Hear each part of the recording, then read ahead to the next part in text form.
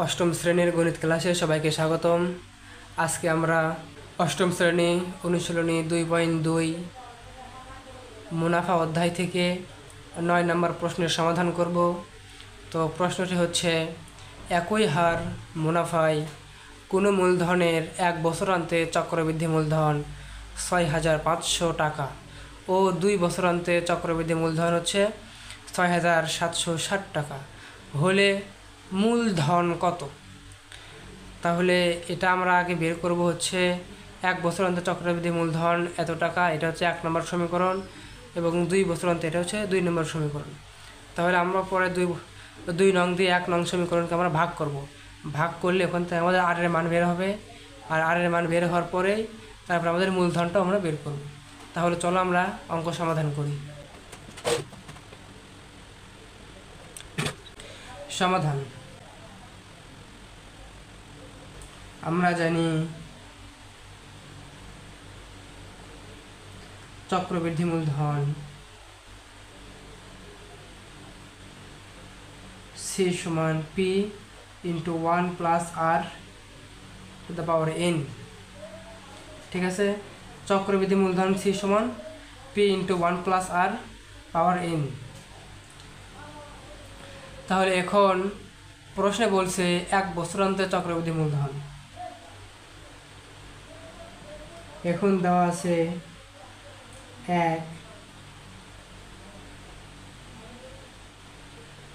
1 বছরান্তে চক্রবৃদ্ধি 1 বছরান্তে চক্রবৃদ্ধি মূলধন দেওয়া আছে হচ্ছে 6,500 টাকা।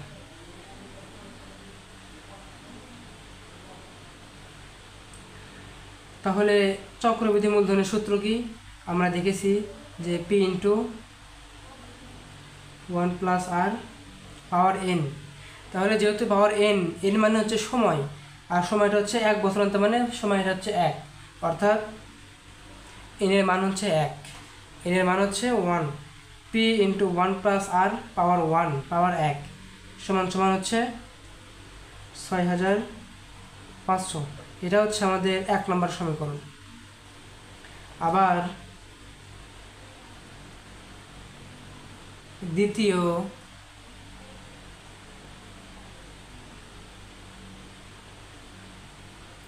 দ্বিতীয় বছরান্তে চক্রবৃদ্ধি মূলধন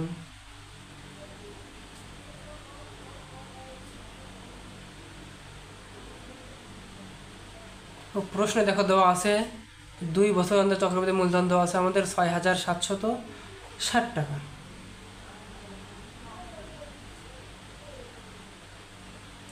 এখন চক্রবৃদ্ধি মূলধনের সূত্র লিখব আমরা, বা P ইন্টু 1 প্লাস R পাওয়ার N মানে হচ্ছে সময়।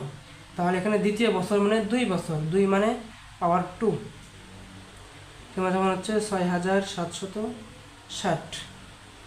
যেহেতু এখানে পাওয়ার 2 মানে ব্র্যাকেটের উপরে পাওয়ার 2, মানে এই ব্র্যাকেটের ভেতরে যে সংখ্যাটা আছে 1 প্লাস R এটা আছে 2 বার। তাহলে আমরা লিখতে পারি এখন P into 1 plus R into 1 plus R, যেহেতু আছে 2 বার, সমান সমান হচ্ছে 6,760। এটা হচ্ছে আমাদের 2 নম্বর সমীকরণ। এখন আমরা 2 নম্বর সমীকরণকে 1 নম্বর সমীকরণ দ্বারা ভাগ করব। দেখো 2 নং কে 1 নং দ্বারা ভাগ করে পাই। তাহলে 2 নং কি আছে? P into 1 plus R into 1 plus R ভাগ হচ্ছে 1 নং P ইন্টু 1 প্লাস R। এটা হচ্ছে 2 নং, এটা হচ্ছে 1 নং, এই পাশেও তাই। তাহলে 2 নংয়ের মান কত? 6,760। 1 নংয়ের মান কত? 6,500। এই যে আমরা এখন ভাগ করে দেবো। এখন উপরের P নিচের P কেটে যাবে, উপরের 1 প্লাস R নিচের 1 প্লাস R কেটে দিলাম। এখন হচ্ছে তাহলে তাহলে থাকলে হচ্ছে 1 প্লাস আর 1 প্লাস আর থাকলে এখানে সমান 6760 দিয়ে 6500 দিয়ে এটাকে আমরা ভাগ করব। তাহলে ওটা ভাগ এটা যদি আমরা ভাগ করি তাহলে হয় হচ্ছে 1.04 ভাগ করলে হয় 1.04 বা এখানে আমরা আর রেখে দিলাম সমান সমান তাহলে 1.04 যেহেতু এখানে +1 আছে তাহলে 1টা যদি আমরা পার করে দিই তাহলে হয় -1 বা -1 হয়। অতএব আর সমান সমান হচ্ছে 1.04 থেকে 1 বিয়োগ করলে হয় 0.04। এটা হচ্ছে আমাদের আর এর মান। এখন আর এর মানটা আমরা 1 নং সমীকরণে বসাবো। আর এর মান 1 নং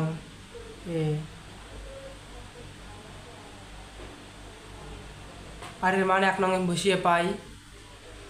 তাহলে 1 নং সমীকরণটা কি? 1 নং সমীকরণ হচ্ছে p × 1 প্লাস আর পাওয়ার n মানে হচ্ছে ওই তো 1 ছিল ওখানে, হ্যাঁ 1 ছিল ওখানে, সমান সমান হচ্ছে 6500। এটা হলো আমাদের 1 নম্বর সমীকরণ। তাহলে এখন আমরা মান বসাবো। p × 1 প্লাস আর এর মান হচ্ছে কত? 0.04 0.04 পাওয়ার 1 পাওয়ার লাগে না, 1 পাওয়ার দেওয়াও যা না দেওয়াও একই কথা, 6500। তাহলে বা এখানে p ইন্টু হচ্ছে 1 এবং এটা যোগ করলে হয় 1.04 সমান হচ্ছে 6500। এখানে কিছু নেই মানে একটা গুণ আছে, ঠিক আছে, বা p সমান সমান এটা আমরা ওই পাশে পার করে দেবো, এখানে গুণ আছে তাহলে পার করে দিলে হয়ে যায় ভাগ 1.04। অতএব p অর্থাৎ মূলধন হচ্ছে তাহলে 6500 থেকে যদি আমরা 1.04 দিয়ে ভাগ করি তাহলে ভাগফল আসে হচ্ছে 6250 6250। অতএব মূলধন হচ্ছে 6250 টাকা। এটা হচ্ছে অ্যান্সার। তো দেখো তোমরা স্ক্রিনশট দিয়ে নাও একটা। এখানে 2 নংকে 1 নং দ্বারা ভাগ করেছি, ভাগ করার পরে এটা হয়েছে। এই পাশে হচ্ছে এই যে এটা, এই পাশে তোমরা সবাই একটা স্ক্রিনশট দিয়ে নাও।